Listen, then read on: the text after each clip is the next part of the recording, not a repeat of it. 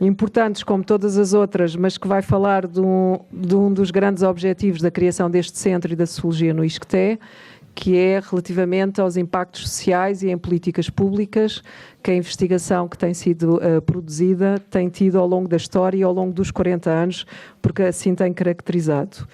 Nesse sentido, a ordem, por uma questão de reajuste aqui do programa e das horas que já estamos, vamos falar CIES e Sociedade, contributos para as políticas públicas e impacto social. Vamos trocar a ordem, começar pelos balanços e perspectivas dos contributos para as políticas públicas e impacto social da parte do professor Luís Capucha, que vai fazer um balanço mais geral e ao longo dos 40 anos, que também tem esse trabalho fundamental e a vários níveis, e agradecemos ter aceito fazer este trabalho. Depois vamos ouvir também a partir dos 4 observatórios, cujos objetivos também, além da recolha de dados e dos estudos, é exatamente ter impacto social e poder alimentar as políticas públicas. Teremos o Renato Carmo, do Observatório das Desigualdades, a Cláudia Pereira, do Observatório da Imigração, o José Neves, do Observatório Português das Atividades Culturais e, finalmente, a Guia Acornero, do Observatório da Democracia e da Representação Política. Por favor, Luís.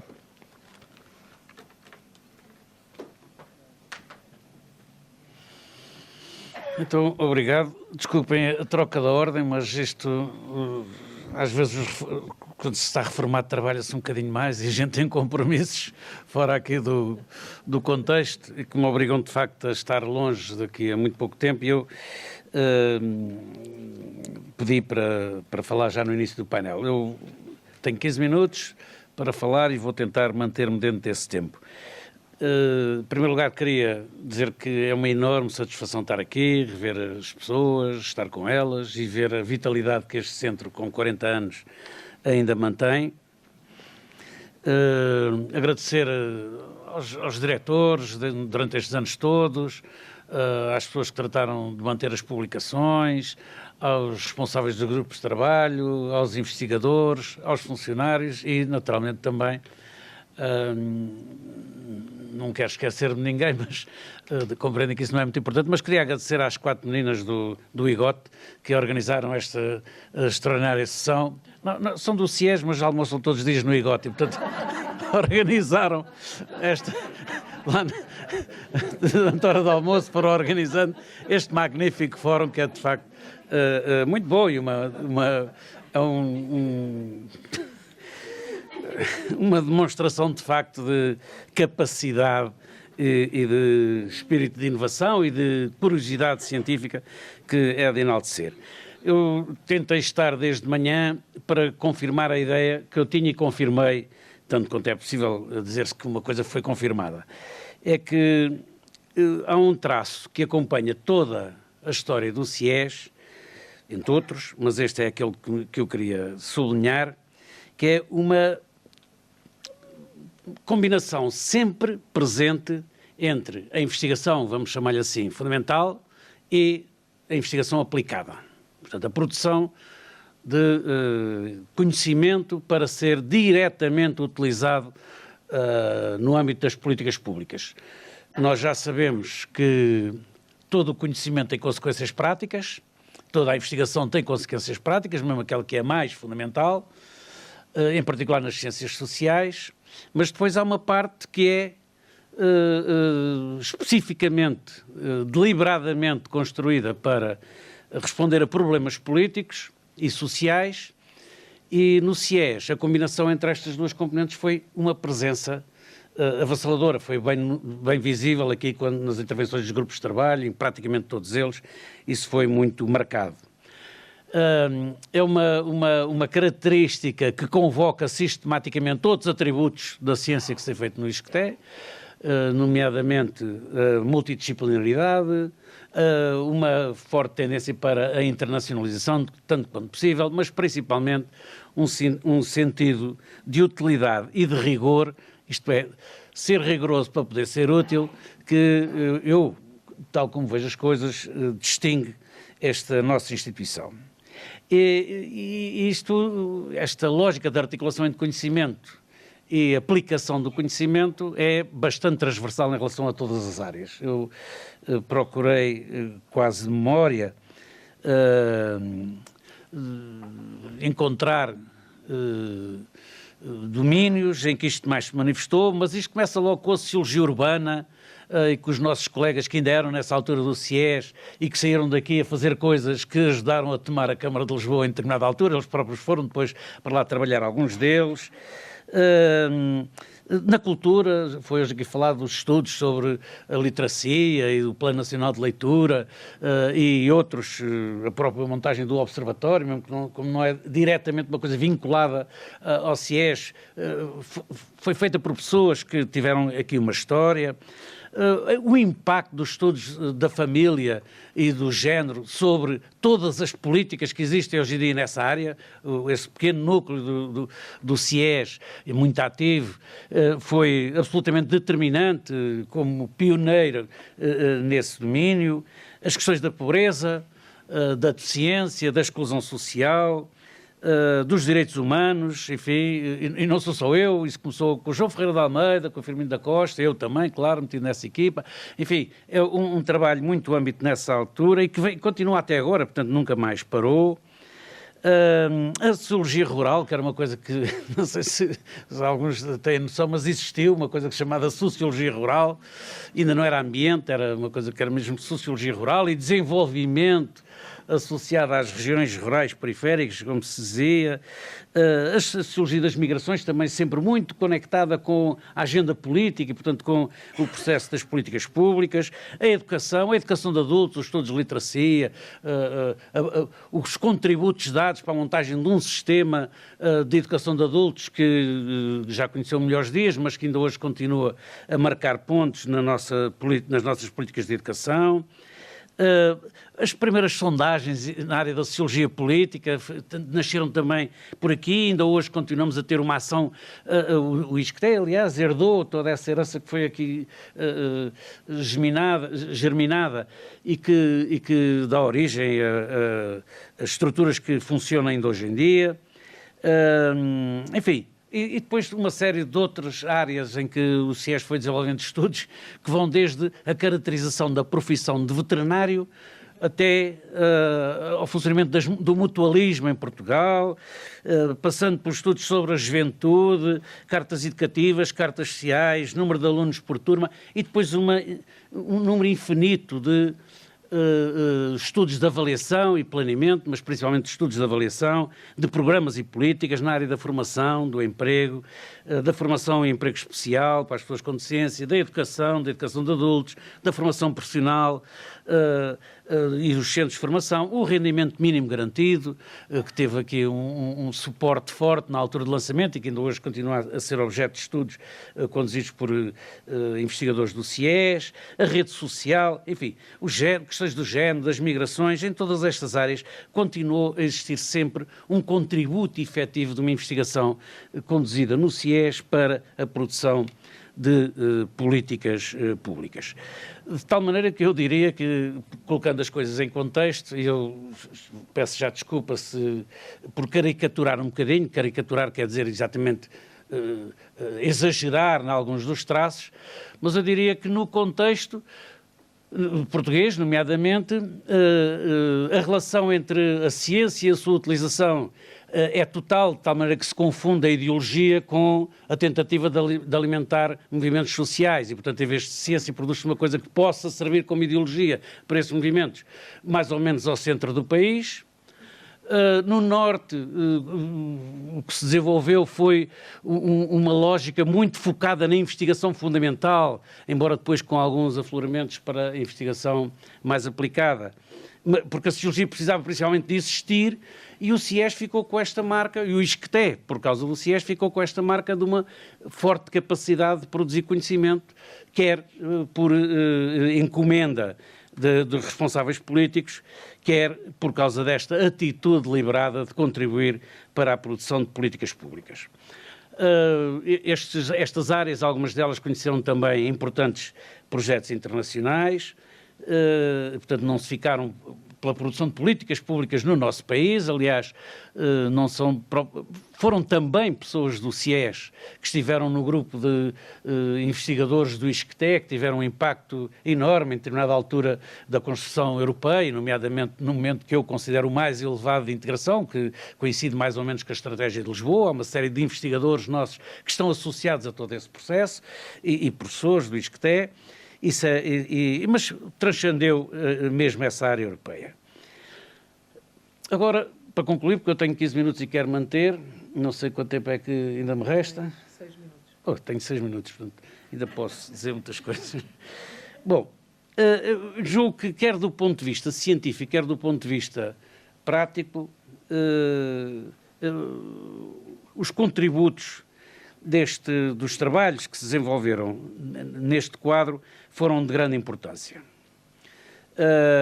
Em primeiro lugar, para a ciência, porque a agenda da investigação beneficia muito de ter uma relação, tanto quanto possível, próxima com os problemas sociais e com a agenda das políticas públicas. Estar em contacto e tentar produzir conhecimento que se traduza depois em propostas, às vezes, de atuação para resolver problemas sociais, vai continuar a ser, acho eu, um dos principais desafios para as nossas áreas científicas. E no dia em que nós deixarmos de ter esta preocupação, eu acho que vamos empobrecer muito o nosso trabalho. Passamos a estar focados na nossa própria agenda científica, que eu não proponho que seja abandonada, longe disso. Há uma lógica própria à produção de conhecimento que tem que ser a base fundamental, mas depois, se não houver essa comunicação com aquilo que são as necessidades práticas que estimulam fortemente o conhecimento, perde-se naturalmente esse estímulo para a própria produção científica. Por outro lado, do ponto de vista da produção das políticas públicas, eu acho que é aquilo que é mais fácil que todos nós reconheçamos, que obviamente, políticas públicas sustentadas em boa informação, em reflexão crítica, principalmente sustentadas no aprofundamento das problemáticas que só a ciência pode produzir, obviamente, isso é um contributo extraordinário que nós podemos continuar a dar para as políticas públicas. Para o CIES, isto tem também algumas vantagens, deixem-me que vos diga, que são vantagens, desde logo financeiras, fazendo assim, por altas contas, algumas, enfim, destas equipas de investigação que se têm indicado mais diretamente, quase toda a gente fez este tipo de trabalho, em primeiro lugar. Isto não é um quintal, não é? Toda a gente fez este tipo de trabalho, ou quase toda. E os que não fizeram, tenho pena deles. Mas quase todos fizeram. Mas depois houve mais pessoas mais fortemente dedicadas a esses estudos. Eu devo dizer que, as minhas contas por alto, o conjunto desses projetos valeram para o CIES financiamentos que foram iguais a várias bolsas daquelas do European Research Council, dos 6 milhões. É fácil fazer essas contas, somem os projetos todos ao longo de 40 anos e vão ver que provavelmente várias dessas bolsas estiveram em causa se somássemos todos os projetos em que esses investigadores trabalharam. E, portanto, obviamente, eu acho que nós temos que nos esforçar imenso para ganhar mais bolsas do European Research Council e dos outros programas de financiamento da ciência todos. Mas não devemos menosprezar o papel que este trabalho tem, até do ponto de vista mais prático, mais comezinho, do dia-a-dia, da vida de uma instituição como o CIES. Mas, para além disso, é a imagem que fica. Não é? É a imagem que fica. A imagem de que os sociólogos, os antropólogos, os geógrafos, os demógrafos, os cientistas políticos, os historiadores que aqui trabalham, são pessoas que estão preocupadas com os outros cidadãos, com os seus concidadãos. Não estão encerrados no seu casulo, estão efetivamente preocupados com os seus concidadãos e com os seus problemas. E isso, do ponto de vista da imagem, tem, obviamente, uma marca muito importante. Uma boa parte destes projetos desenvolveu-se em contexto fortemente competitivo. Isto é, competimos com empresas que se dedicam exclusivamente a fazer trabalhos que pelo menos levam o mesmo nome. o que é que nós acrescentamos a essas empresas que são do mercado? Na minha perspectiva, o que nós acrescentamos é que sempre tivemos uma enorme preocupação em manter rigor científico naquilo que fazíamos. Por um lado, é verdade que o facto de estarmos na universidade nos dava o conforto de podermos dizer mal à vontade das políticas que estávamos a analisar, isso aconteceu várias vezes, provavelmente outros agentes de mercado não se podem dar esse luxo de dizer a verdade, mas nós estamos comprometidos com essa verdade e isso é uma grande vantagem que nós sempre tivemos. O rigor, a profundidade, a comunicação com os colegas que nos leva a conhecer as problemáticas, a estar a par das teorias, etc, etc, que depois enriquece muito esse tipo de trabalho, das avaliações, dos planeamentos, dos estudos aplicados à resolução de problemas específicos que nos encomendam. O CIES marcou, do meu ponto de vista, uma posição de grande respeito e grande preocupação com o rigor científico e com enfim, a verossimilhança das conclusões a que chegavam e das recomendações que faziam. Portanto, a questão da seriedade e da profundidade no trabalho foram uma marca do CIES e deste atributo que nos caracteriza de termos uma boa relação entre conhecimento científico fundamental e conhecimento aplicado aos mais diversos campos das políticas. Para a ciência, como eu digo, isto tem vantagem de aumentar a nossa capacidade de sermos sensíveis, àquilo que são os problemas que as ciências sociais deviam estudar, porque constituem os grandes problemas com que as sociedades e os cidadãos estão hoje em dia confrontados. Quanto ao futuro, sim, para falar do futuro, o futuro é sempre o que fica com menos tempo. Eu não sei o que é que vai acontecer, o futuro não se sabe. Acho, de qualquer maneira, que aconteça o que acontecer, não é bom que este tipo de investigações saiam de uma instituição como o CIES. O atual momento não favorece muito a permanência.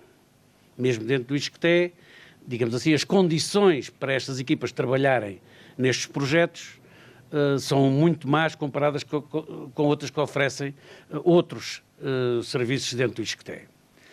E, portanto, o risco que se corre, eu espero que seja apenas um risco e que as pessoas estejam conscientes de que se calhar esse pode não ser o melhor caminho, é que aqui ao lado do CIES e dos centros de investigação se estejam a criar núcleos que são verdadeiras empresas e, portanto, que fazem exatamente a mesma coisa que fazem as outras empresas que estão lá no mercado, portanto, sem o mesmo tipo de preocupação com o rigor científico, sem a mesma capacidade de fecundar a análise política e das políticas com o conhecimento que vem da investigação fundamental, etc, etc, sem este tipo de preocupações científicas e, naturalmente, preocupado é em garantir mercado. Do ponto de vista do CIES. Portanto, enfim, a investigação fundamental continua, mas eu acho que o pé no terreno, no campo, fica mais difícil de sustentar, porque acho que nos faz bem confrontarmos com aquilo que é preciso fazer e com as condições que existem ou não existem para fazer aquilo que é preciso fazer do ponto de vista social. Eu acho que se nós nos desenvolvemos com base num sistema em que nem aceitávamos que o produto do nosso trabalho seja mais ou menos comentário político com uns fluxogramas e umas coisas que dão àquilo um aspecto técnico mais elaborado.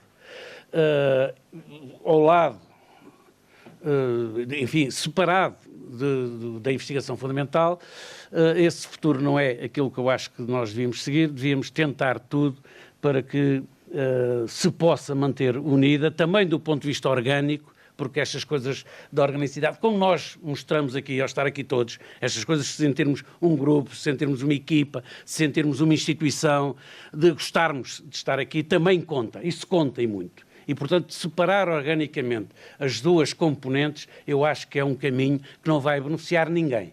Nem o ISCTE, nem o ISCTE em geral, nem a investigação, nem depois os policymakers. Portanto, o que eu espero é que, efetivamente, as competências que nós temos residentes sejam utilizadas da melhor maneira possível, e a melhor maneira possível é, do meu ponto de vista, utilizar este património enorme que nós criamos para sustentar um processo de valorização da utilidade do trabalho que nós fazemos. Muito obrigado. Eu peço desculpa, eu vou ter mesmo que sair, mas pronto, é este o meu testemunho. Tá? Obrigadíssimo, Luís.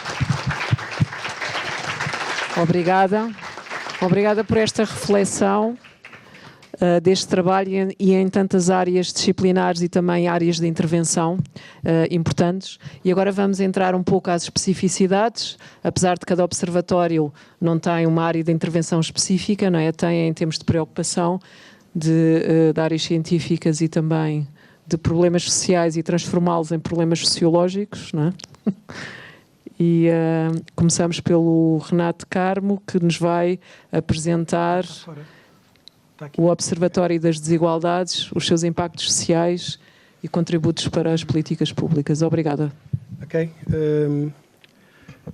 Boa tarde. A tarde já vai longa. Antes de mais, agradeço o convite e é com muito gosto que estou aqui a falar do Observatório, mas também é com muito gosto que tenho assistido e partilhado este dia e, de facto, enfim, é muito representativo da força do SIES nas suas várias vertentes.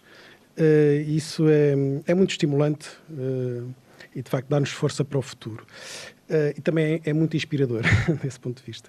Eu não consegui assistir a tudo porque tive uma aula a meio, portanto, enfim, este semestre parece que não acaba.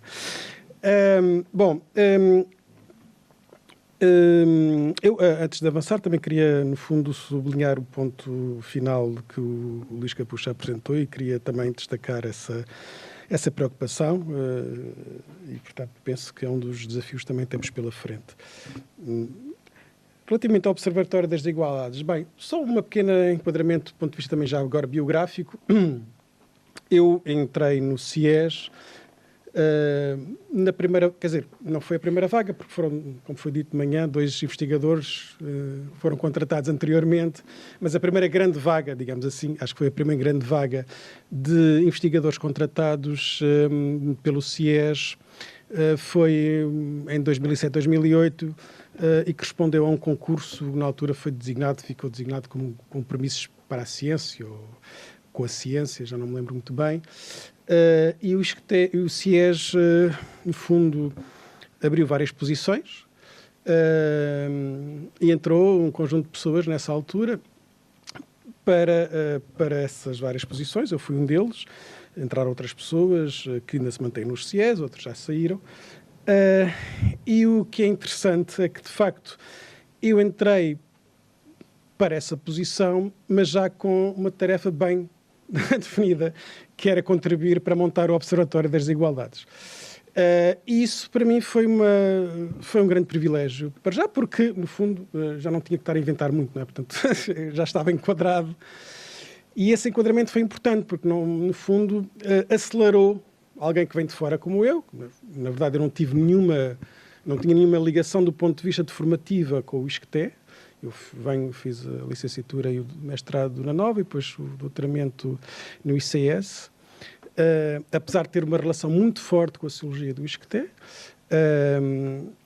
na verdade eu venho da sociologia rural e, portanto, e das minhas referências basicamente estavam aqui no ISCTE, o João Ferreira de Almeida, e faço uma revisitação ao Albernoa, no fundo uma aldeia que foi estudada aqui por um sociólogo da casa, o Afonso de Barros, e portanto no fundo a minha tese é completamente inspirada na sociologia do ISCTE e no fundo, não sendo o ISCTE, na verdade eu sempre no fundo incorporei muito do trabalho e da forma como se trabalhava e se trabalha nesta casa. E, portanto, é isso. No fundo, o Observatório das Desigualdades permitiu-me acelerar, alguém que vem de fora, esse enquadramento institucional e, portanto, facilitou-me, não é? E, portanto, a minha integração no SIES e no ISCTE foi muito facilitada por isto. E, portanto, desde esta altura que estou ligado ao Observatório das Desigualdades. Isto foi um desafio que foi feito. Na verdade, foram 2 os primeiros observatórios, o das Desigualdades e depois o da Imigração. O Observatório das Desigualdades surge um bocadinho mais cedo. Na altura, uma iniciativa da direção do SIES, do Fernando Luís Machado e do António Firmino da Costa, que dirige o Observatório durante vários anos, até 2016, penso eu, e eu desde esta altura estou ligado ao Observatório. E, portanto, queria também enquadrar isso, e também entrei naquele corredor, não na sala 2N, da 10N13, mas uma ao lado, e, portanto, também... Exato, era por aí.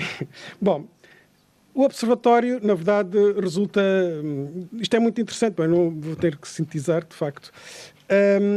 Numa altura, portanto, ele cria-se em 2007, 2008, e, na verdade, em que os tópicos das desigualdades, por mais paradoxal que seja, era um tópico relativamente marginal nas ciências sociais. Havia um ou outro observatório, havia a referência do Observatório francês, que tinha alguma dinâmica, mas a questão das desigualdades era um tópico relativamente marginal.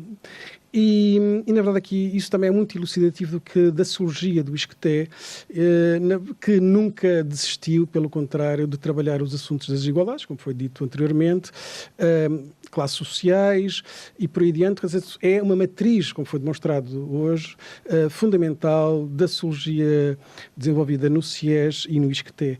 E o Observatório era a corporização disso, num contexto de facto que ainda há desigualdades, sabendo, não é, que estávamos perante, e estamos nos países mais desiguais da Europa, e que de facto as dinâmicas de desigualdades estavam a aumentar desde essa altura, um bocadinho antes, aliás.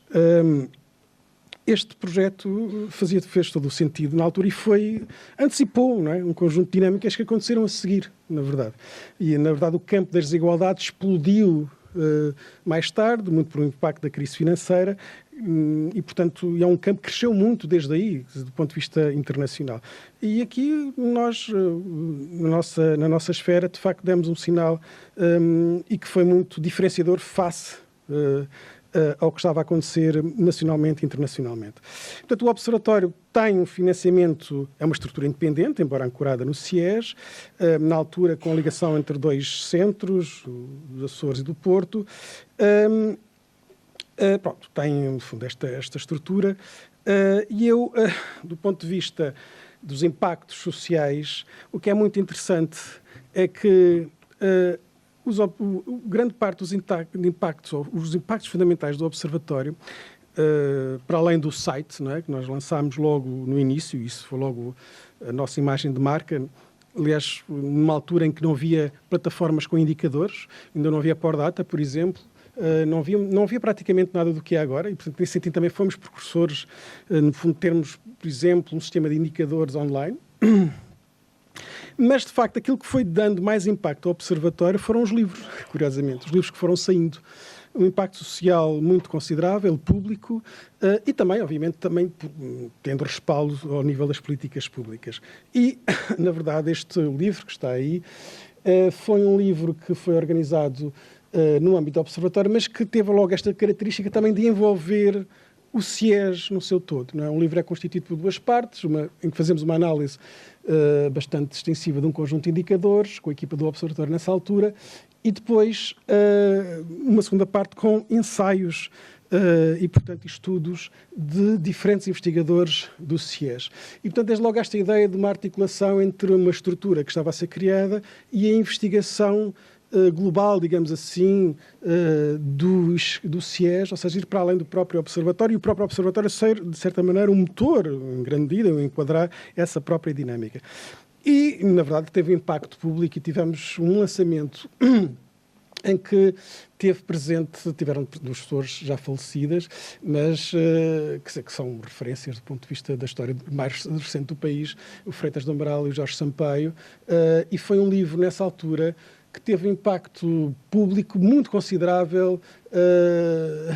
Nós tivemos uma série de notícias na altura, e pronto, é um bom exemplo, precisamente, entre uma estrutura como o Observatório, não é, que faz a mediação entre o conhecimento que é produzido no âmbito de um centro, não é? E depois contribui claramente para aplicar esse impacto ao nível público e social e também, obviamente, tentar pôr na agenda, nomeadamente política, um conjunto de temas, designadamente o tema das desigualdades, não é? Entre outros. Um outro exemplo é este livro, a mesma, e aqui, aliás, assumindo a mesma ideia, não é? E aqui até mais, não é? No fundo, basicamente, isto foi um livro que corresponde aos 10 anos do Observatório das Desigualdades, e nós, nessa altura, não é? Numa lógica de trabalho coletivo, não é? Tínhamos uma equipa de coordenação, eu, o João Sebastião, a Joana Azevedo, a Susana Cruz Martins e o António Firmino da Costa, em que, no fundo, fizemos um desafio a muitos colegas do CIES que, no fundo, pensassem, escrevessem um capítulo em que relacionassem a temática que estavam a desenvolver, os temas que desenvolvem, com a questão das desigualdades sociais. E, no fundo, este livro é um livro completamente académico, no certo sentido, não, quer dizer, até mais do que anterior e por aí adiante. Portanto, e, na verdade, isso também desmistifica às vezes, é preciso ter desmistificar às vezes, muitas vezes para as peças, ou seja, para se ter impacto, não significa, quer dizer, não é, às vezes o formato de um capítulo ou de um artigo pode, no fundo, bem trabalhado publicamente, pode de facto ter impacto. Eu tenho experiências recentes, agora não vou desenvolver. Mas, de facto, este livro é um livro de coletânea de textos académicos, e que nós depois desenvolvemos aqui uma agência de comunicação e um evento, e o livro, durante uma semana, esteve na esfera pública e não houve capítulo nenhum que não tivesse sido tratado publicamente. Pronto, com os riscos que advêm disso, obviamente, mas nós tivemos um impacto tremendo e até depois produzimos um pequeno site que fez a compilação desse impacto. E, portanto, não deixa de ser curioso que nesta era das plataformas digitais e por aí adiante, apesar de tudo, os livros ainda têm impacto, quando também se relacionam com estas novas formas de produzir ciência. Pronto, um outro livro mais recente que também teve algum impacto foi este, centrado, e aqui também numa relação muito clara do ponto de vista das políticas públicas. Portanto, isto correu de uma comissão que foi constituída para analisar a questão da sustentabilidade da segurança social no âmbito do último governo do PS, por exemplo, a Cóni Costa, e foi-nos feito um desafio para, na verdade, fazermos um inquérito e medirmos, de certa maneira, como é que os jovens percepcionavam a segurança social e também as suas dinâmicas ao nível do mercado de trabalho. E, na verdade, tal como este livro e os anteriores e toda a atividade que nós temos, o site e por aí adiante, e, portanto, os livros que, entretanto, foram saindo, o Atlas, livros sobre a pandemia, estes livros são todos feitos, por exemplo, estes online, a partir de... É tudo editado internamente. Aqui não houve nenhuma exteriorização, uma externalização e por aí adiante. A história do observatório, e penso eu que, se calhar, muitos destes observatórios, é na verdade, a história de fazer omeletes sem ovos. Nós, basicamente, e é muito... Às vezes a minha acaba por ser até... quando as pessoas me dirigem relativamente ao observatório e por aí dentro, quase que falam como se o observatório fosse uma espécie de centro de investigação ou uma aula do ISCTE. Não, e eu respondo, não, nós temos basicamente duas pessoas, uma está a meio tempo. E na verdade, no fundo, é uma história de resiliência, eu diria mesmo de resistência, porque tivemos momentos difíceis, porque tivemos financiamento inicial, mas depois as coisas, sobretudo durante o período da austeridade, foram muito difíceis e, portanto, nós, na verdade, mantivemos o observatório, também por teimosia, também por consciência da questão da problemática das desigualdades, uma consciência cívica e até algum ativismo, devo dizer, não há mal nenhum nisso. E, portanto, a estrutura foi-se mantendo, muitas vezes com os mínimos, mas tendo impactos que ultrapassam, seja largamente, digamos assim, aquilo que era suposto uma equipa tão mínima fazer. E, portanto, pronto, claro que estou aqui a falar também em causa própria, mas, de facto, é isso. E, portanto, no fundo, nós temos uma série de produtos que vão tendo algum impacto, temos estudos, temos working papers, que abordam um conjunto de temáticas, recensões, portanto, há uma série de atividades e temos isto, que é a nossa imagem de marca desde o início, que é, no fundo, nós E isto não é feito, curiosamente, por grande parte das plataformas que surgiram. Que é nós não divulgamos apenas o indicador, por exemplo, neste caso desigualdade, com gráficos e tabelas, não é? Muitas vezes, como acontece na Pordato ou outras plataformas mais recentes, nós fazemos uma análise do próprio indicador. Não é? Portanto, há ali um lado, na verdade, isso é algo que é feito desde o início, e que não encontro ainda mesmo nestas novas plataformas e, portanto, tem que há uma atualização, às vezes é difícil manter sempre tudo atualizado, mas é isso, nós fazemos uma análise de cada indicador a partir, pronto, uma análise simples, mas fazemos-la a partir da sua evolução, a comparação e por aí adiante entre países, e é algo que existe desde o início e que é muito a imagem de marca do Observatório, e que é um trabalho que vamos mantendo. Vou terminar, queria agradecer. Pronto, esta é a última versão do site e, portanto, agradeço aqui a vossa paciência ainda por me ouvir e queria agradecer também a todas as pessoas que contribuíram para o Observatório, neste caso, logo do seu início. Também um agradecimento muito especial ao António, porque depois criou-se também uma dinâmica entre a editora de Mundos Sociais, também uma UC que, entretanto, surgiu sobre a temática das desigualdades no mestrado e, portanto, tornou-se, no fundo, aqui uma espécie de... ou seja, ganhou-se centralidade em torno da temática das desigualdades, tendo em conta estas várias atividades que não só perduram, como, no fundo, se tornaram ainda mais amplas e com maior impacto. Muito obrigado. Obrigada, Renato. Das desigualdades passamos para o Observatório da Imigração e eu pedia para fazerem um esforço para os 10 minutos, que já estamos todos muito cansados com o dia e gostávamos de poder refletir e passar à sessão final também, ainda com tempo. Obrigada. Boa tarde. O Observatório de Imigração é muito interessante porque não foi a Academia que foi às políticas públicas, foram um decisor de políticas públicas que foi ao ISCTE. E isto mostra o dinamismo do CIES.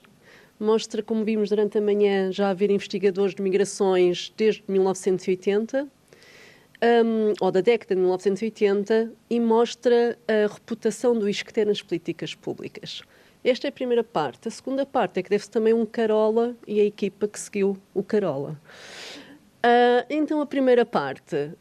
Em 2009, o secretário de Estado das Comunidades Portuguesas, António Braga, dirigiu-se ao ISCTE para se fazer um projeto sobre a história da imigração portuguesa. E a segunda parte, houve um Carola que disse: e se em vez da história da imigração não fizéssemos um observatório? Já há o Migration Policy Institute nos Estados Unidos, há o Migration Observatory em Oxford, podíamos fazer um para a imigração portuguesa.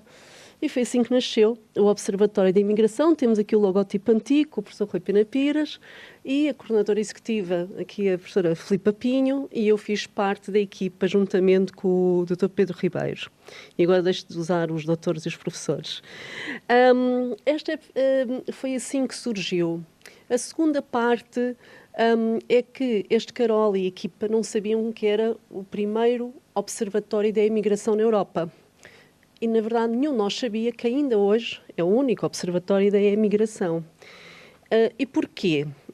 Porque utilizou-se, e isto é uma metodologia que se utilizou desde o início, com o Rui Pena Pires, foi sempre a metodologia: vamos ver o que é que os outros já fizeram a nível internacional e replicamos para a imigração portuguesa.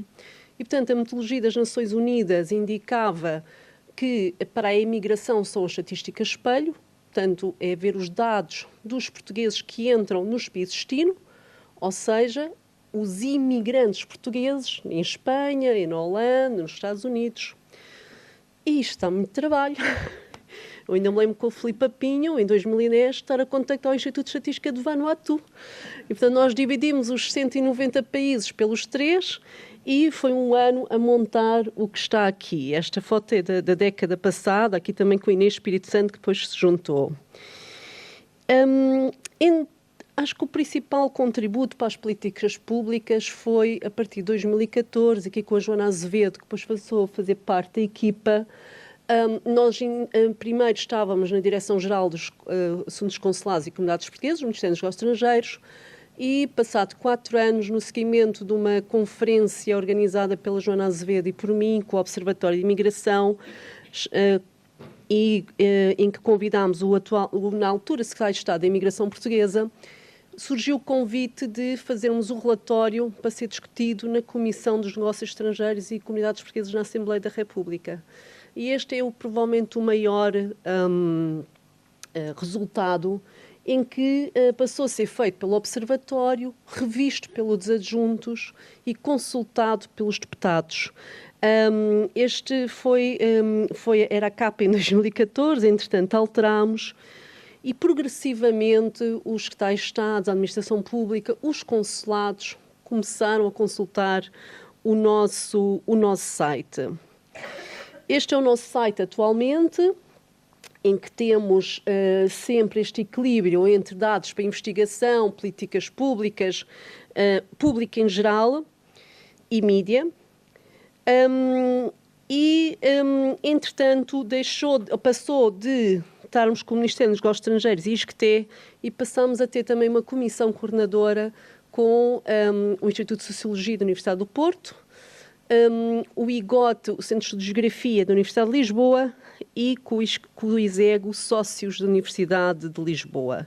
Passamos para o ISCTE e continuamos com o cofinanciamento do Ministério dos Negócios Estrangeiros, mas sempre com muito apoio institucional e não só institucional do CIES e do ISCTE.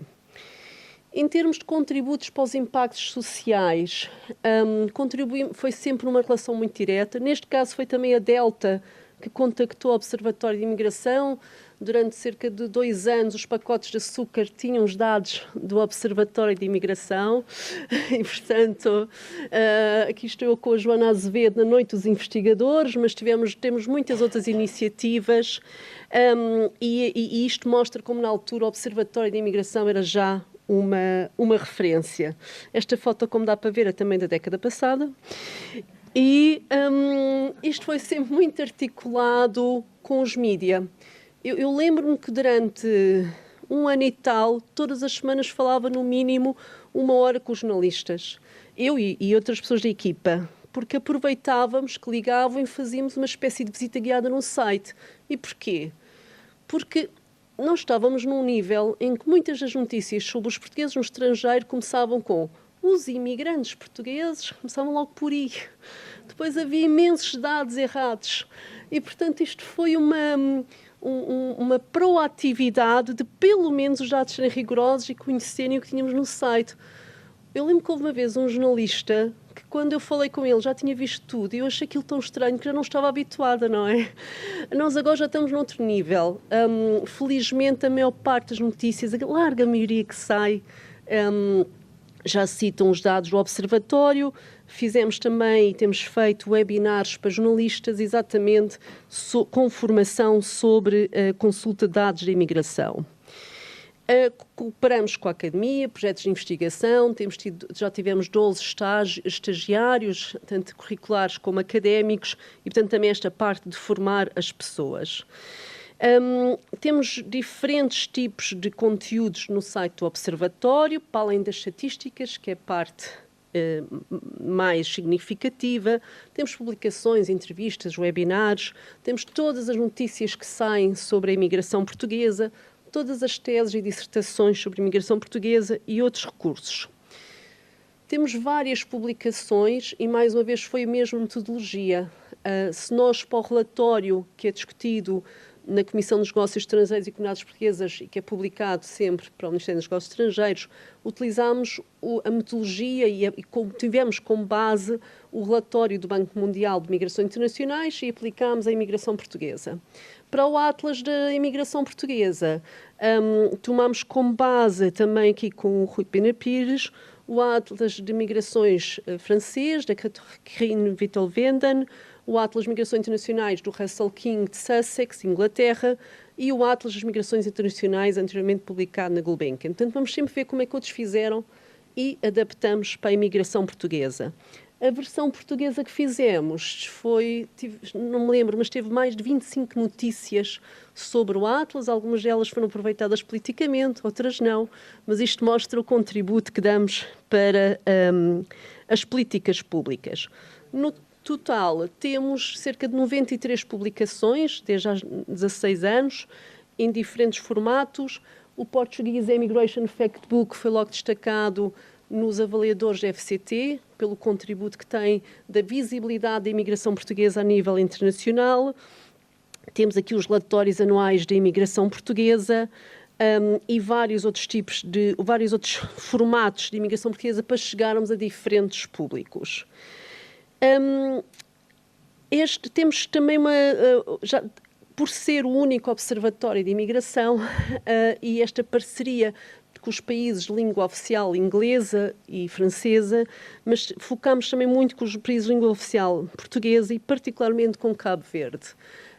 Em 2014, o Rui Pena Pires visitou Cabo Verde. Foi o primeiro esforço para surgir este observatório, que só viria a surgir passados 9 anos, com o apoio do Centro Internacional de Políticas de Desenvolvimento das Migrações, o ICMPD, e agora Cabo Verde é o único país da África que tem um observatório de migrações, neste caso que junta a EAI, com colaboração direta e com construção direta com o Observatório de Imigração.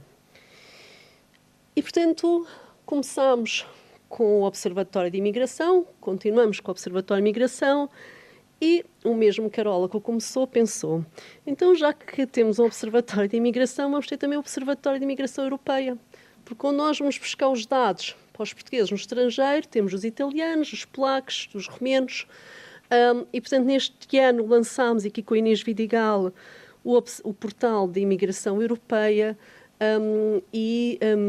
é desta forma que iremos continuar com ambos, sempre colaborando com as políticas públicas, com os mídias e com o público em geral. Obrigada.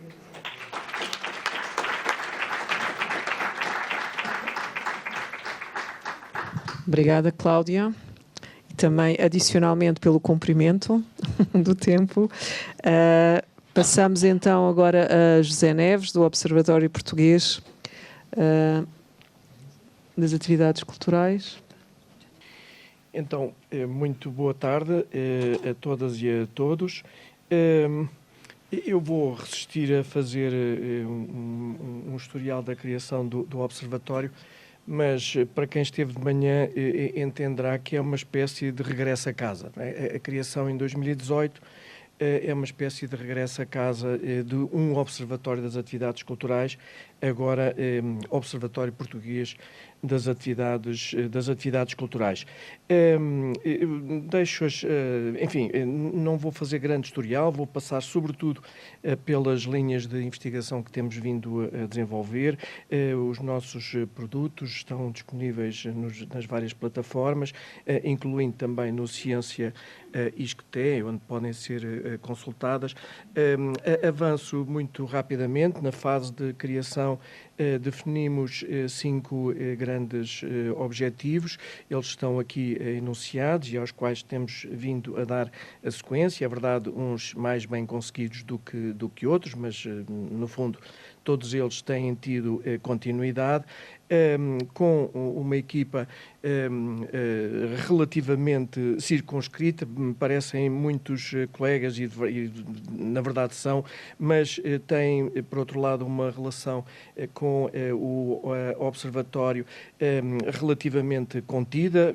Basicamente sou eu, nesta altura, o investigador de carreira, a Catarina Foá também muito recentemente, e de resto são contributos que temos vindo a recolher e que queria, claro, agradecer muitíssimo a todos e a todos os nossos colaboradores. Este é o nosso Conselho Consultivo e, sobretudo, queria aproveitar para deixar um agradecimento grande ao António Firmino da Costa, verdadeiramente o cofundador, e cofundador porque eu tenho de lá estar, não pode ser de outra maneira, porque senão nem seria só cofundador. Queria deixar também um agradecimento muito especial à Patrícia, está sempre lá quando é preciso. Um agradecimento também ao João Sebastião, na fase da criação, e, claro, um agradecimento à Teresa Patrício, que estiveram nas fases de criação e de desenvolvimento do Observatório e a quem muito o Observatório deve. Muito rapidamente, eu vou passar, como disse, algumas das linhas de trabalho. A proximidade com as políticas públicas ou com a gestão cultural, em alguns casos mais com as políticas, outros mais na gestão cultural, mas tendencialmente até com envolvimentos nessas duas esferas estão muito presentes e com um significativo impacto, também impacto social no seu desenvolvimento. Este é a única linha, não é propriamente um projeto, é um programa de trabalho que vem já desde 2019 e que é o único de iniciativa do OPAC. Consideramos importante do ponto de vista das estatísticas, das lacunas existentes ao nível das estatísticas oficiais, mas também do ponto de vista da valorização de uma área muito importante nas políticas, enfim, e na sociedade, como é o património cultural, e temos vindo a dar sequência a este projeto, como digo, com enorme dedicação de toda a equipa. Uma outra linha que temos vindo a desenvolver, estudos públicos, neste caso os museus nacionais, uma linha relativamente antiga, aliás, que faz a transição entre a inexistência do Observatório e a criação do Observatório, com inquéritos aos públicos de 14 museus nacionais, com tudo o que isso envolveu, de enorme envolvimento com os responsáveis e com os gestores de cada um dos museus, de reuniões com todos eles, para além das apresentações públicas abertas, claro. Numa outra linha, o inquérito aos públicos do DOC Lisboa, um estudo também pioneiro, muito interessante, porque abarcou três edições, em 21, 22 e 23, e ainda com os impactos da Covid-19 a serem, digamos, visíveis, e, portanto, permitiu-nos também uma perspectiva analítica muito interessante desta realidade. Uma outra linha de trabalho em que procuramos dar sequência àqueles belíssimos exemplos, ao enorme trabalho feito pela equipa do António, da Patrícia e de outros colegas, na altura com o Plano Nacional de Leitura, agora é com o Plano Nacional de Leitura 2027, nesta altura estou aqui a elencar, se não me engano, 4 estudos. É outro programa de trabalho. Destacava aqui o envolvimento de estudantes, e neste caso de estudantes de doutoramento. É uma linha de trabalho enormíssima, com um envolvimento muito significativo de estudantes de doutoramento e agora também estudantes de mestrado. Sobretudo uma vertente quantitativa.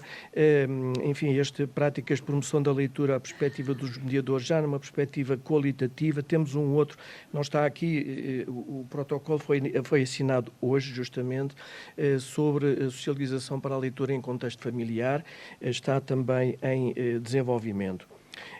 Uma outra linha aqui em articulação com colegas de outros grupos de investigação, o Inquérito Nacional ao Associativismo Popular, após o convite do Nuno Nunes e da Jéssica Pereira para desenvolvermos a realização deste inquérito e para a sua análise, que tem dado um contributo muito interessante para reunir vários colegas que no CIES e na Confederação Portuguesa das Coletividades de Cultura, Recreio e Desporto têm pensado estas matérias e que têm também dado lugar a inúmeras iniciativas de divulgação.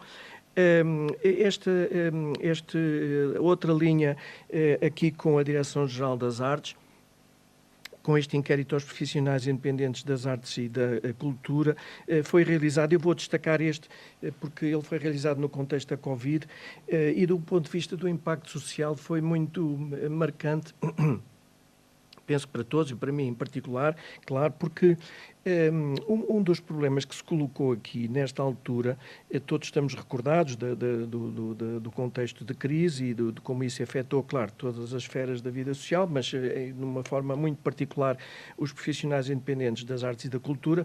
E nesta altura, a então Ministra da Cultura, Graça Fonseca, estava muito preocupada porque os seus colegas de governo não tinham a noção da especificidade do setor cultural. E justamente um dos modos do inquérito foi sobre a segurança social. E foi muito gratificante porque foi perceber o impacto político e impacto social. Impacto político porque às tantas estou a ouvir, penso que a rádio, e às tantas ouço o ministro, então o ministro da Economia, a dizer, pois, porque é preciso tomar algumas medidas especiais, porque o setor cultural tem especificidades que importa ter em conta. E, portanto, percebi, ok, cá está, atingimos o nosso objetivo e, portanto, do ponto de vista de impacto social, nesta sequência, foi mesmo muito interessante. Depois, o Atlas Artístico e Cultural, também tem sido uma referência muito significativa, aliás, para os vários Atlas, que acabaram por coincidir todos num período muito contido, muito interessante, mas que depois tem dado lugar a outras linhas de trabalho, como este programa de apoio em parceria, Arte e Coesão Territorial. Foi a primeira vez que a Direção-Geral das Artes articulou um programa de apoio com a produção de informação de apoio à redefinição desse programa. Este é o lançamento do Atlas Artístico e Cultural aqui na Biblioteca Nacional, depois o impacto nos média também muito significativo.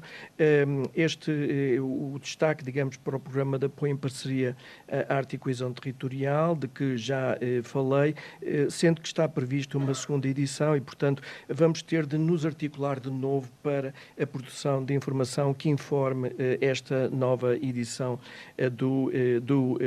do programa. Esta é também uma linha que tem dado alguns frutos e um dos frutos é exatamente este. A Comissão de Coordenação e Desenvolvimento Regional de Lisboa e Val do Tejo chegou à conclusão que não tinha informação e que o modelo que desenvolvemos para a criação do Atlas Artístico e Cultural de Portugal tem validade ao nível regional e, portanto, estamos nesta altura a finalizar esse projeto. Uma outra linha, estou quase no fim, uma outra linha, esta mais recente, e são projetos concorrenciais no âmbito da Planap, e concorremos às duas linhas, à linha do Science for Policy 24 e 25. Na primeira ganhámos um projeto, na segunda ganhámos 2 projetos e, portanto, temos também em desenvolvimento esta linha com envolvimento de um conjunto alargado de colegas.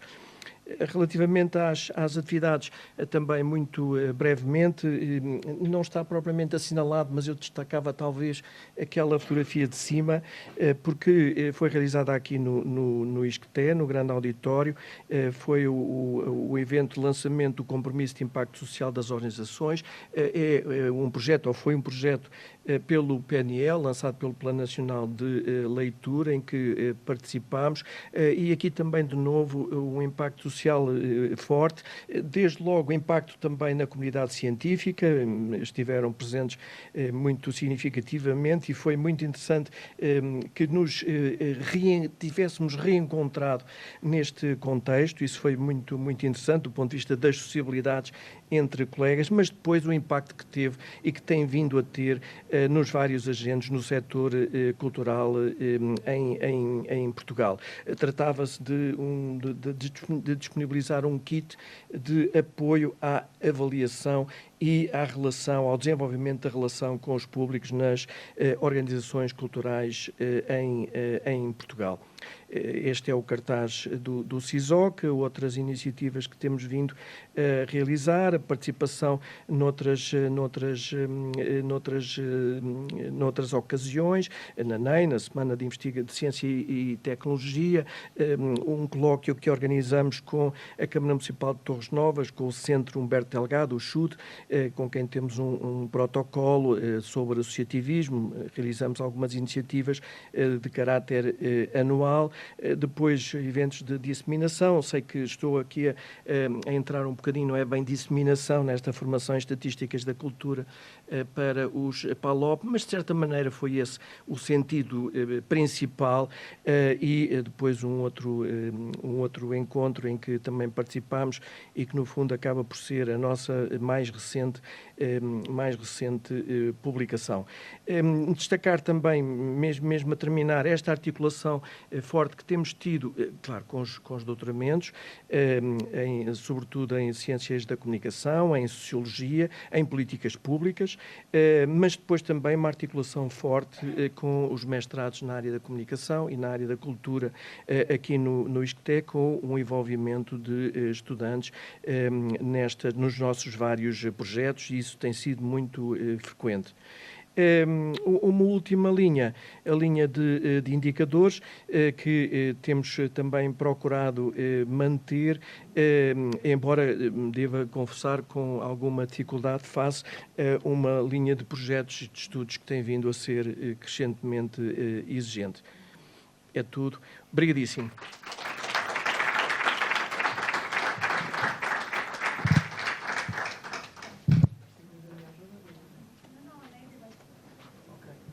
Obrigada, José. Já temos aqui, além do apanhado geral e do balanço do Luís, também já temos aqui várias formas de trabalhar nas várias áreas, mas também várias formas de concretizar e dialogar com a sociedade fora da academia para a realização das políticas públicas e impactos sociais. E agora vamos ouvir pelo Observatório da Democracia. Obrigada. A Guia. Falta uma parte do título, porque o Observatório da Democracia e da Representação Política, não sei porque ficou aqui assim vai pronto. Não está. Mas não sei porque também não está completo aí no nosso logo. Mas pronto, tudo bem, já fica esclarecido, que é o Observatório da Democracia e da Representação Política. Muito obrigada por este convite, por organizar esta mesa. Ok. Vou apresentar brevemente, vou descrever brevemente o Observatório, quando nasceu, como foi criado e aquilo que tem vindo a fazer nos últimos anos. É o Observatório mais recente, portanto, também terá uma história mais curtinha e também com muitas reflexões ainda para fazer, também porque, como cabe mais uma vez referir e sublinhar este aspecto, que o Observatório foi criado e desejado pelo André Freire, que desapareceu há um pouco mais do que um ano, e, portanto, também nesta área tivemos aí, nesses últimos anos, um processo de reflexão sobre qual é o futuro desta iniciativa, do Observatório, considerando também as competências das pessoas que estão agora envolvidas. E, claramente, os observatórios, como todas as outras entidades, são feitos pelas pessoas e, portanto, refletem também os seus próprios campos, as personalidades, e, claramente, essa reflexão está a ser levada para a frente. E claramente também em um contexto em que também houve alguma reformulação em termos de financiamento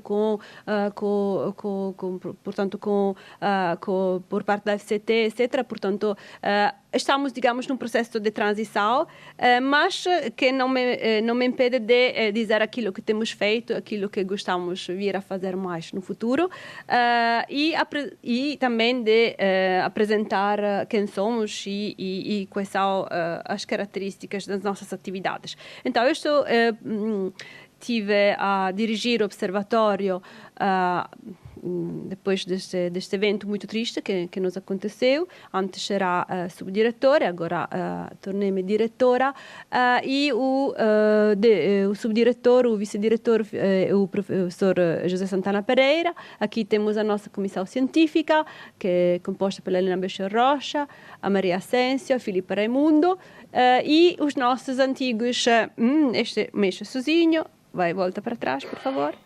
Volta por atrás, ok? Muito devagar. Os nossos antigos bolseiros, neste momento, não temos um bolseiro, neste momento, porque o bolseiro, o Livino, acabou em setembro, início de outubro, parece-me, e estamos na fase de espero em breve poder contratar um outro bolseiro, portanto também as nossas atividades estão assim mais, digamos, em fase um pouquinho mais lenta também por essa razão. O observatório foi lançado graças também a este evento. Em 2021, junho de 2021, organizamos este colóquio sobre a austeridade e a pandemia. Portugal e a Europa entre crises e inovações. Foi um evento que nos permitiu, ao mesmo tempo, lançar o observatório e também criar um diálogo com o grupo de investigação de política e cidadania, ao qual o observatório não, digamos, está ligado no sentido que tenta integrar vozes, projetos, iniciativas que existem, ou seja, dar um alcance maior a iniciativas que existem, ou seja, e também tentar criar uma articulação entre diferentes projetos que raramente dialogam entre eles. Pronto, foi uma ótima ocasião fazer este evento, também para depois termos essa publicação graças a Mundos Sociais, um processo complexo, também porque um livro bastante volumoso, mas do qual estamos muito contentes porque deu-nos a mesma possibilidade de ligar o observatório ao grupo e também de pôr em diálogo as pessoas do grupo de diferentes áreas, e essa é uma coisa que foi bastante importante. Eu trouxe apenas alguns exemplos das atividades, sem mencionar todos. O observatório nasceu com esse grande foco na democracia, na representação política, que era a área de investigação e de interesse principal do André Freire, ao lado de outros estudos eleitorais, etc. Mas esta área também foi, até agora, o core das atividades do observatório, com o Portuguese Candidate Survey Legislative sobre as eleições legislativas de vários anos, ou seja, durante o observatório foram feitos os surveys dos anos 22 e 24, mas também o observatório começou a recolher e a disponibilizar os dados sobre as outras eleições, e este é um projeto que está ligado ao Comparative Candidate Survey, que eu trouxe aqui, também porque é uma rede europeia bastante importante, ao qual esse serviço está ligado. O Chico também fez uma homenagem, um tributo a André Freire, há 6 meses, exatamente por causa por homenagear o seu papel nesta área. O Observatório também integrou uma iniciativa que é mais ligada a outras formas de participação democrática, que são os movimentos sociais, e outras formas de ação política que não passam necessariamente pelas instituições, que é o Seminário Mensal de Movimentos Sociais e Ação Política, que foi criado em 2014 pela Britta Baumgarten e por mim própria, e portanto cabe-me infelizmente também mencionar outra pessoa que falta hoje, que é a Britta Baumgarten, e que foi muito importante nesta área da participação política, menos convencional, portanto o processo de democracia participativa, quer em Portugal, mas também com muito diálogo com as iniciativas no Brasil, que é um país que sabemos pioneiro nestes processos, e ela trabalhou bastante com colegas lá e portanto, também trabalhou muito nas questões ligadas aos movimentos sociais, de diferentes formas de participação, e nós criamos juntas esse seminário que fez 10 anos em 2024, e 11 anos em 2025, um seminário mensal. Não quero fazer autopromoção, mas é uma iniciativa da qual orgulho-me, sobretudo porque mantém a Britta também entre nós ainda agora, porque ela, mesmo nos momentos mais difíceis, continua a estar presente neste seminário, que é um seminário que não tem fundos próprios, portanto sempre viveu de projetos ou fundos que tinha, que podíamos ter, mas também de voluntariado, de muita colaboração de colegas, amigos e de muito entusiasmo por esta temática. E o seminário ficou integrado no observatório, e acho que isso foi uma boa um bom suporte para ter mais visibilidade e também para balançar as questões ligadas à participação política institucional com questões ligadas à participação política não institucional, e, portanto, para haver este diálogo entre estas duas componentes. E essas são algumas das outras iniciativas que tivemos durante esses anos, várias conferências, seminários, lançamentos de livros, qualquer pessoa, qualquer colega, qualquer iniciativa que também queiram propor ao observatório estão sempre bem-vindos. Também eu sei que estamos sempre bem-vindos nos outros observatórios. Por exemplo, o projeto que eu coordenei, o ROPS, foi hospedado no site do Observatório das Desigualdades. Portanto, também acho que essas colaborações, solidariedade são sempre importantes. Tivemos colaborações internacionais, por exemplo, esta conferência que foi organizada com o Council of European Studies, com grande suporte do observatório. Os nossos bolseiros ajudaram muito na organização da conferência, The Environment of Democracy, que teve 1.400 pessoas, e aqui no ISCTE, que estabeleceu um diálogo entre a qualidade da democracia e a qualidade do ambiente, e quanto os dois processos são interligados. Tivemos aqui várias outras pessoas envolvidas, como o Helga, que já não está aqui, mas também esteve envolvido neste evento.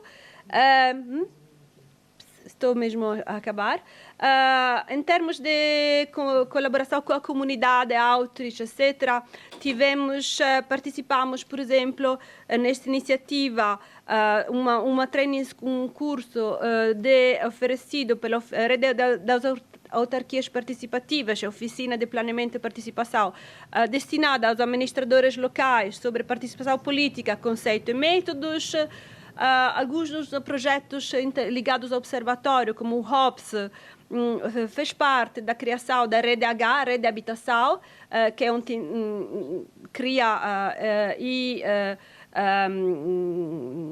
participa na transferência de conhecimento do âmbito das ciências sociais ligadas à habitação, e para os mídias, para a sociedade civil, e também em termos críticos, como, por exemplo, nos momentos das eleições. Temos várias redes de parcerias nacionais e internacionais, claramente com a Comissão Nacional das Eleições, que nos suporta e ajuda-nos a desenvolver a sondagem e os inquéritos. Tivemos vários desafios, e vou concluir com isto. Entre os desafios, claramente há uma certa incertidão às vezes e descontinuidade, e é sempre, claramente, tem a ver com os financiamentos, e isso acho que tem a ver, é uma questão de fundo em todas as nossas áreas, mas graças também ao CIES nós conseguimos ir para a frente também nos momentos de dificuldades. E mudanças também que implicam mudança de conteúdos e uma redefinição bastante constante do que queremos fazer e qual é a nossa identidade. Mas também nós respondemos a isso com algumas atitudes que aqui são exemplificadas por esta fotografia, que são criatividade, sinergia com outros projetos e colegas, envolvimento dos estagiários. Não significa que nós desfrutamos, como se diz desfrutar? Exploramos os estagiários, nós exploramos, mas às vezes também conseguem receber um pequeno pagamento em termos de pequenos projetos, coisas, redefinição das prioridades e usando muito aquilo que está em curso, ou seja, os projetos que nós temos que também podem ser canalizados para o observatório para responder à exigência específica. E vou parar por cá, desculpa se eu usei muito mais tempo. E muito obrigada. Eu não mostrei o seminário, mas se quiserem, podem ir lá e há todas as sessões. E há também os vídeos, portanto, podem ver nos tempos livres. Obrigada. Obrigada, Guia. Muito obrigada. Acho que para quem não conhece, ou conhece, mas não conhece em profundidade, está aqui um claro convite e abrir o apetite para explorar os diferentes observatórios e ver não só o impacto que têm e a informação que disponibilizam sobre a relação com a sociedade civil e com os fazedores de política, mas também da vossa própria produção, os problemas que existem, não é? Da sustentabilidade e que são importantes. Vimos aqui várias formas, eu não vou fazer uma síntese de tudo aquilo que eles disseram, muito pelo contrário, porque é muito complexo e acho que eles e elas já foram muito claros. Vimos aqui várias formas de poder ter impacto social e impacto nas políticas públicas. Queria sim dizer aqui só 2 palavras muito rápidas, que aqui nesta área, esta ligação não é só o impacto social que nós temos e também em políticas públicas, mas também é um impacto depois destas colaborações próximas que se traz para refletir naquilo que produzimos enquanto conhecimento e para avançar no nosso próprio conhecimento. Temos e gostaria, nesse sentido, também pensar teoricamente em formas de olhar diferente na produção do conhecimento, não só para a aplicação em termos metodológicos e de parcerias, mas também para repensar, e não é reinventar, mas levar para novos caminhos o pensamento sociológico. Por exemplo, na sociologia do género, e queria só destacar estas 2, porque penso que o ISCTE tem sido pioneiro nestas áreas e o CIES em particular. Na sociologia do género, passámos do género mais focado nas mulheres e na família, que foi uma área muito importante e é uma área muito importante e estrutural no ISCTE, mas para outras 2 áreas que pensam as questões do género, o género na parte de LGBTQI+, o género trans, que a nossa colega Sandra Saleiro tem tido um trabalho já há 15 anos, com contributos a nível das leis, também de consulta das leis e várias leis de reconhecimento das identidades de género e também dos direitos das pessoas trans, e também no diálogo das estratégias nacionais para a igualdade, a nível de discussões como Perita Europeia e Nacional e, como sabemos, prémios, não é? Também nesse desenvolvimento da área do género, temos o Nascer.pt, que cria também uma sociologia e abre a sociologia do nascimento, também com muita implicação nas campanhas nacionais de comunicação, nos relatórios do Parlamento Europeu, mas também em 2 questões de discussão pública, debate público, agenda, mas também legislação para a licença parental e também para a discussão sobre a violência obstétrica, pela Dulce, pela Sónia, e não vou esgotar, são muitos os colegas e de várias áreas disciplinares. Depois também, e mesmo para fechar, não se preocupem, nas questões já desde o início falamos de racismo e etnicidade, mas o trabalho de alguns colegas, e vou aqui destacar 2, um pouco também pela sua originalidade, o racismo estrutural e institucional, o Otávio, que desde a sua tese de mestrado tem discutido pela street art, pela segregação e culturas juvenis, criando um conceito também novamente a pensar mais à frente a estética insurgente. Desde o seu mestrado criou, além dos produtos do mestrado, doutoramento e pós-doc e a continuação da sua investigação, filmes documentários etnográficos que têm, e 4, desde o rap no Bai ou Galera no Rio de Janeiro, na Quinta Cucali, na Quinta do Mocho, e também mais recentemente cenas do gueto, o Mocho está na casa, onde, desenvolvendo o conceito de estética surgente, ganhou prémios, pôde passar em vários festivais de cinema e de cinema documental, muita discussão da apresentação destes filmes nos respectivos bairros, não só na Quinta do Mocho, mas na Cova da Moura, a Rentela, o Moinho das Rolas e também na própria Galera, na Maré do Rio de Janeiro. E também teve a possibilidade de passar na Associação Portuguesa de Sociologia, entre outras associações. E também na ideia do racismo estrutural institucional, o ISCTE solidificar a linha de investigação e pensar de uma forma crítica, e neste momento estamos numa fase mais avançada aí. O trabalho da Cristina Roldão de reavivar a memória histórica da presença negra em Portugal, muito debate público em termos da produção dos manuais escolares, juntamente dos jovens estudantes, sob a presença das pessoas negras e ciganas nos manuais escolares e no sistema de ensino e nos conteúdos, com um trabalho de reflexão muito em género de oficina, as discussões que levaram para o Observatório do Racismo, criado em 2 anteriores governos atrás, ou 4, já não sei, houve muitas mudanças rápidas, e no grupo de discussão sobre dados étnico-raciais no recenseamento, juntamente do Instituto Nacional de Estatística, onde outros colegas também do ISCTE, não foi só a Cristina Roldão, puderam participar. Portanto, aqui só para lembrar outras linhas que podemos dizer emergentes, mas que se têm solidificado. Há muitas mais que eu não estou aqui a falar. O professor Luís fez aqui um balanço mais transversal. Há várias formas de contribuir e ter impacto social. Estes colegas têm tido um impacto importante, os colegas que aqui estão e as suas equipas alargadas também, e todos os outros, perdoem não ter referido, mas acho que é importante irmos discutindo e também dar mais voz, e é importante que aqueles que não puderam aqui apresentar também terem uma voz, porque estamos aqui num momento de reflexão dos 40 anos, que vai dos 40, 20, 30 e 10.